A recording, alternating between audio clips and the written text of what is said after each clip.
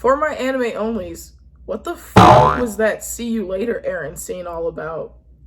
I don't get it. Do you understand? What is that? It doesn't make sense. What is this being shoehorned in at the end? What is this? I'm confused. Are you confused? I'm confused. What is this? What is that? See you later, Eren? I'm lost. Hey guys, welcome to the channel. If you're not new, welcome back to the channel. You already know what it is. I just finished watching... Now, hold on. Attack on Titan, Season 4, Part 3, Core 1, or Part 1. Right, I just finished watching the first movie of Season 4, Part 3, and there's a lot to go over. Now, this will be a spoiler-free video until the timestamp. I will put flashing warnings, signals, bells and whistles, everything, everywhere, just to keep you safe, because I care about you. Yeah. So the first thing we have to talk about is Hanji motherfucking Zoe. Mappa really put an arm, a leg, a bussy. They put everything into that scene with Hanji. The animation was perfect. The music was perfect. It brought me back to Attack on Titan Season 1, and I feel like it deserves all of its flowers, praise. It deserves everything because it was just so good. The animation was so smooth and so fluid. In my opinion, the animation was really good and like consistent throughout, which I know was a problem in Season 4, Part 1 and Part 2. We had some kind of choppy scenes, you know, we had some not so great animation in some scenes in Part 1 and Part 2, but Part 3, they really went for it. And I felt the passion. It felt like a passion project, and they really went all out for Hanji, which I was like, because that scene was amazing. In the manga, this is not a spoiler, but in the manga, it kind of looks like she only kills 2 Titans. It really looks underwhelming. It's like, wow, how did she even buy time? She literally killed 2 Titans. But in the anime, they just really go into detail, showing she killed about 6 of them. And then her cape catching fire, her, he, them, they. I believe Hanji is like when you're using her feminine version, and then Hanj is when you're talking about her from a masculine perspective. I don't know. So I'm just used to saying she, so that's what I'm saying. Hanji, she, her. Sorry. When her cape caught on fire, that scene kind of just like I actually felt something. I felt a lot. Like it was a genuine sacrifice. And she really earned a soldier's death, I feel like. It was really good. She even says so herself, like, hey, I brought us all out here. You know, it was my idea to stop this. And if you remember from the last season, she is the one who rounded up the gang, right? She's knocking on the window. John, come out. We're leaving, John. And he's like, fuck, I don't want to. But then he goes. Next, we have Flock, right? Flock held on to the boat. If you remember from last part, he was shot by Gabby. And oh no, did he die? Apparently he did not die. He was holding on to something, the anchor, like he was holding on to the boat. I don't know how, but he made it, right? He made it, and thank fucking Christ, he shot the airplane. I remember it was kind of frustrating watching the Jaegerists engage with the Alliance, the Survey Corps, instead of taking out the boat, right? All they had to do was throw a thunder spear at the boat, and then the Survey Corps they wouldn't have been able to pursue Eren at all. So I feel like it was just kind of nonsensical for all of the Jaegerists to try and engage the female Titan, engage the armored Titan, and no one but Flock aims for the boat with his thunder spear. But of course, it's 2 seconds right before he's shot. And of course, him getting shot throws off his aim. Of course, right? And so that was pretty frustrating to watch, because the main objective should have been to take out the motherfucking ship, the boat. So they had no way to chase Eren, right? But instead they wanted to engage them in combat. Didn't really make sense. So I'm glad that when Flock made it to safety, I guess, when he found the airplane, he immediately shoots for that. I don't even know, honestly, I don't even know if he shot the plane on purpose or on accident, but Thank God he actually went for the device that would seal their doom instead of trying to engage in combat with X person, Y person, Z person. And then, of course, Mikasa, quick thinker, quick Ackerman baddie, shoots her 3DMG into his neck and chokes him out. And his final words are, "This is the devil we need." Like, Paradis's future relies on this rumbling. That is what Flock says before he dies. And he means it. He died for the cause. He is a Jaegerist through and through. And I know he was an asshole. I know he wasn't very nice to the volunteers. He wasn't very nice to, some of probably your favorite characters. He wasn't very nice, right? But this was something really, really, really serious, right? Genocide or be genocided, right? That is the problem that the Paradisians are facing. That is what the rumbling is here to solve, right? This is I'm going to genocide you before you come and genocide us sort of thing, right? Eren cries to Ramzi. He's like, "Hey, bro, I'm fucking sorry," right? Ramzi can't even understand him, right? Completely different language. He's like, "I'm sorry I have to do this. I'm sorry. I saw in the future that I wipe y'all out. Like, I kill you. I saw it. And I'm sorry for that. I don't want to kill you, but I have to save Paradis," basically. Not only that, but he's disappointed, right? The world is much bigger than he thought. Not only that, but he was purposely excluded from the world, right? In season 3, we see when the characters reach the ocean that there's just all of this meaning, right? Like, Armin's eyes light up, Mikasa's eyes light up. The world is so much bigger than they thought. The rumors, what Armin's parents died for, what Erwin's dad died for. It's true. All of it is true. And their eyes just light up. But Eren can't see the beauty in the ocean because of what's on the other side of it. It's not that they were denied access to the ocean because of, money. They weren't denied because of money or, because they committed some sort of crime or anything. They were denied access to the ocean and to the outside world because of their race, because of a history that they took no part in. And that is what Eren's focused on. And we see this again when the last episode of part 2, when the Survey Corps go to Marley. Hanji's excited, Sasha, John, Connie, everyone's excited except Eren. He's just focused on, Mikasa's like, "Here, it's ice cream, try it." Eren's not focused on, "Oh my God, here's this new thing I get to try." He's focused on, Jesus Christ. My people can't even enjoy ice cream on the basis of their race. This is disgusting. He can't enjoy any of that because he's been denied these things his whole life. Even knowledge of these things, right? Because of this group of people, right? Because of the world's egregious just rejection of Paradisians. And so to defend the rumbling a little bit, I also have an hour-long video called "Can We Defend Eren Yeager?" Yes. But to give you the cliff notes, the convention Eren goes to, the convention the Survey Corps goes to with Kiyomi, where they sit in and listen, and they're like, "We're going to out ourselves as Paradisians, say we want peace, judging by how this convention goes." They go, they sit down, they listen. And there's activists, and they're like, "Oh, yes, there is not much we can do about there being subjects of Ymirs, like Eldians. There's not much we can do about them. They're not the issue, actually. The problem is, the Eldians interbreeded with innocent people. So, of course, there's going to be normal people like you and I with, the blood of Ymir, devil blood. The real problem, the scapegoat, what we're going to push everything on is this island of devils. Let's get rid of them. They're the problem." Once Eren heard that, no. It was, okay, well, looks like the rumbling is the only way. Because you see, he was open to trying other ways, right? Other ways that didn't include slavery.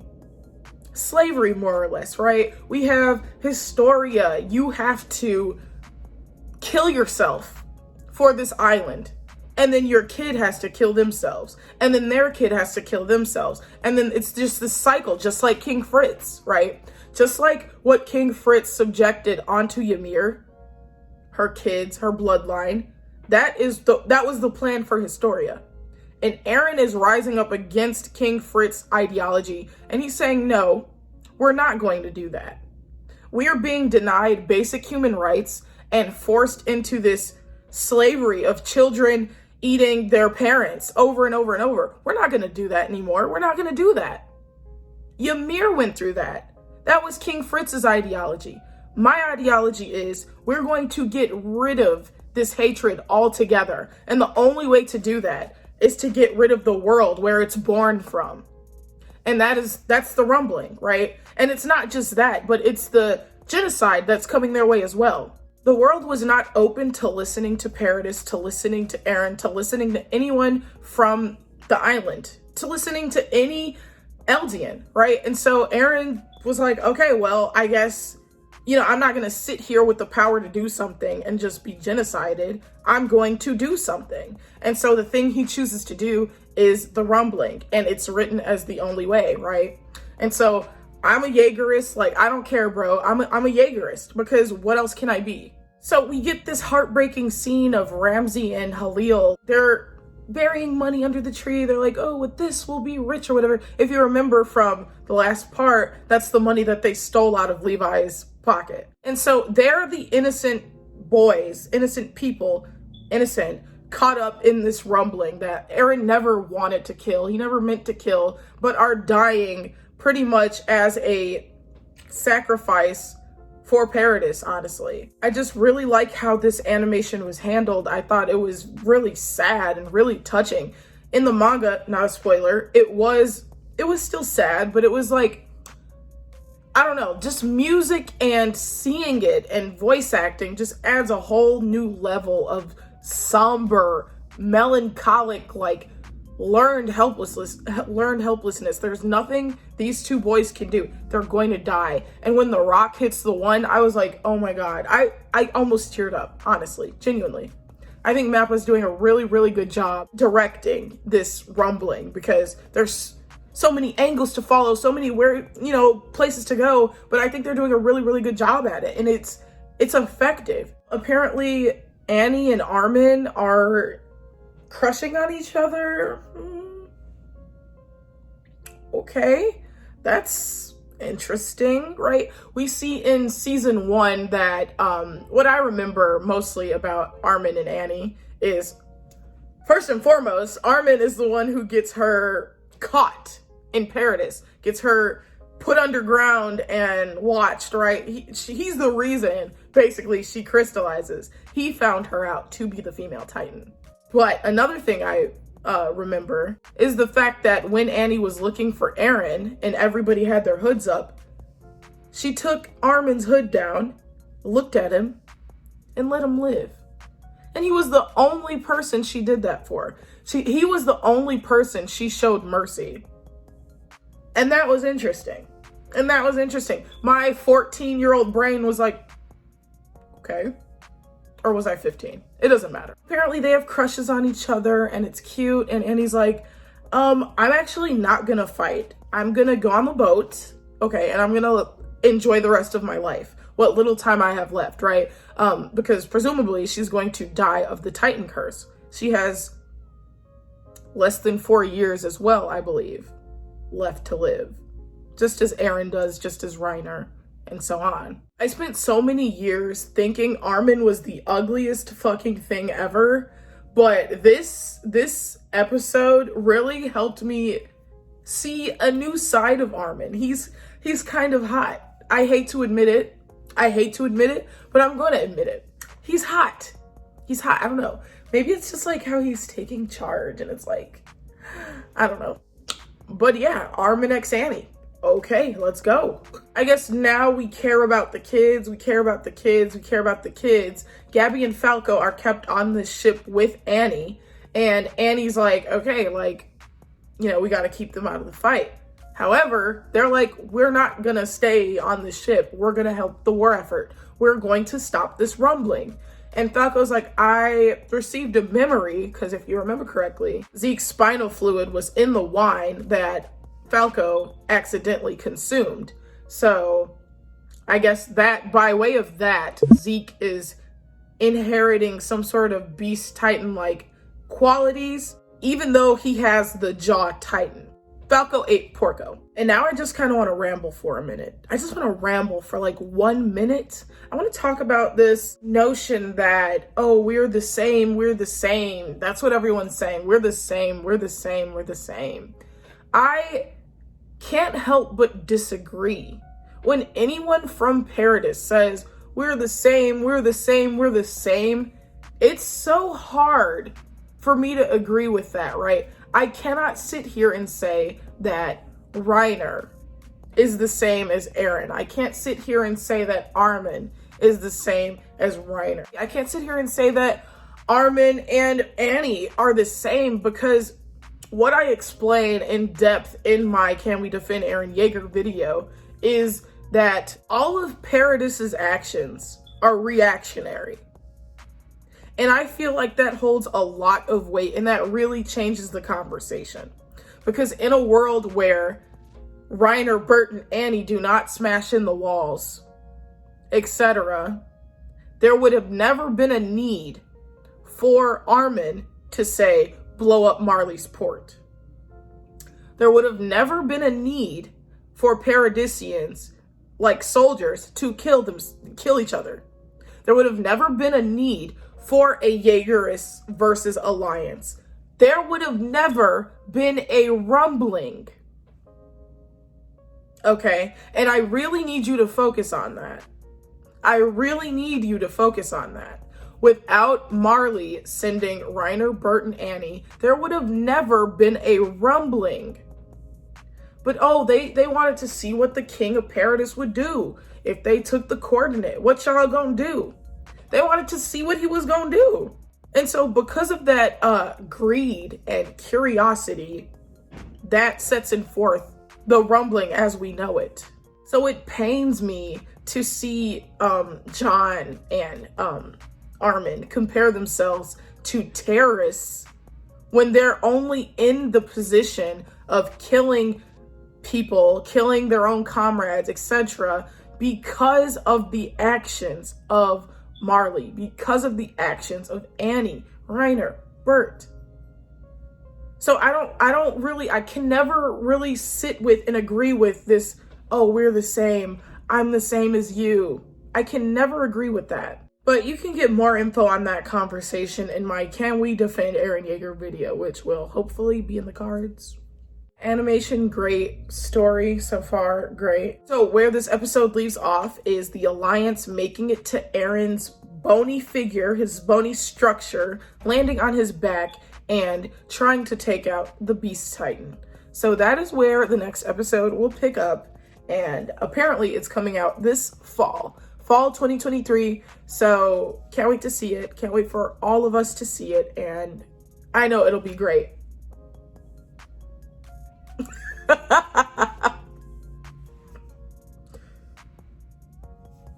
Let's hope it'll be great. All right, so if you're an anime only, bye-bye, ta-ta.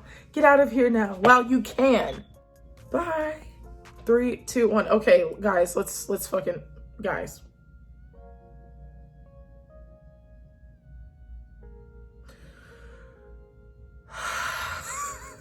So first and foremost, can we talk about the changes? Where the fuck was Historia? Where the fuck was Historia? Now, this is either really bad for AoE or this is positive. And I hate how things are like this. I hate how things are like this. What happened to this? What happened to this? Where was this? This is the beginning of 134. And in this movie, we made it to the end of 134. So where the hell was Historia giving birth? It's either good for AoE because we're gonna get that scene along with anime original content regarding that scene, or it's bad for AoE because they just removed it altogether. Because when the anime ended, when the manga ended, one of the biggest complaints were, Why the fuck are we showing this irrelevant ass birth, if it is such, right? An irrelevant ass birth. Why are we showing it? Why are we showing it? It doesn't make sense. Why are we seeing this right now? It's an irrelevant baby. It doesn't make sense to be showing this during the rumbling. So either they're taking it out and we're just going to get the Historia epilogue 139.5 or whenever the fuck that was, 139. We're just going to get the epilogue, her happy with her family. There's going to be no AoE. Or we're going to get some anime original content in that final core.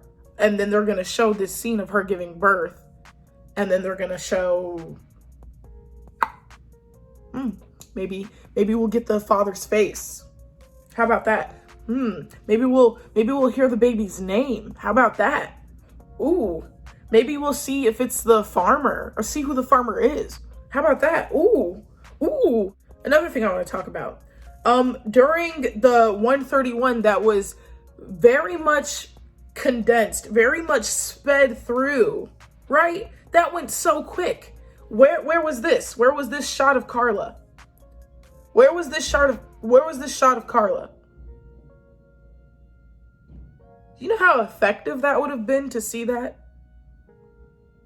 Do you know how effective that would have been to see that? But we don't, for some reason. For some reason, we don't get to see that. Okay, next. Obviously, we've looked at this. We've seen this. We're aware that his eyes were open. They were in fact open. Is that a big deal? Yeah, I'd say so. Before Eren creates the Beast Titan, in the manga, he looks up and sees the plains and then creates the Beast Titan. And so maybe his eyes being open is related to that. And then he's gonna shut them. But in both the manga and in the anime, his eyes are open when he looks at the plains above and then creates the Beast Titan to take them out. I don't know about y'all, but I don't remember this at all. I do not remember this at all. This conversation where Mikasa and Annie talk about Annie having a crush on Armin. I don't remember that at all. That really, during the episode, that caught me off guard. I was like, is this anime original content? Because I don't remember seeing that at all, but I guess the ladies did talk about it. I guess the ladies found time for girl talk. Now, this I do remember, but I don't remember it being this emotional. And that's kind of what the ending did. It sucked all the fun. Like the final arc, I don't even remember that well because 139 just sucked all the fun out of it. But Hanji and Levi have a moment there. They have a moment. They have a real moment there. And it touched me, and I felt it during the episode. And then when I was reading this, the chapters back, I felt it again. But no, this is the fucking cutest thing ever. Hanji's like, I guess it's my time. And she's trying not to make like a big deal about it. She's like, guess it's my time, gotta go. And then Levi stops her and she's like, hey, this is my moment. Please, like, don't make it sad. I'm trying to go out cool. And he's like, dedicate your heart. Fucking chef's kiss. She goes out like a soldier, bro. That's a good death. That's a good death. And I used to complain about Hanji's death in the manga. I used to complain about that because it looked like she didn't do shit, right? It looked like she killed 2 titans, and then because the plot needed it to, killing those 2 titans was enough. But no, in the anime it showed more what she actually did. She killed quite a few of them and they were tripping over each other, and I bought it. It made sense. It bought enough time. And so yeah, those are the differences I noticed. Did you guys notice any other differences that I missed? But yeah, regarding AoE, guys, okay, again, like I always disclaim, AoE makes 100% sense. It makes fucking sense. All the evidence makes sense. All the symbolism makes sense. Everything about AoE makes sense. But just because it makes sense doesn't mean Isayama is going to do it. And it doesn't mean Isayama is going to do it this year. That has always been my stance on it. And now more than ever, that is my stance today. I think, and I'm speaking very lightly, guys, I think it is the most plausible to be expecting AoE 2024. That's just what I think. That's just what I think.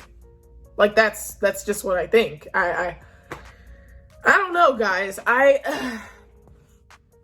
Like I said, with the way they're rearranging these scenes, like I was saying with the Historia thing, them moving that, or maybe even taking it out completely, could either be detrimental to AoE or it could be good for AoE.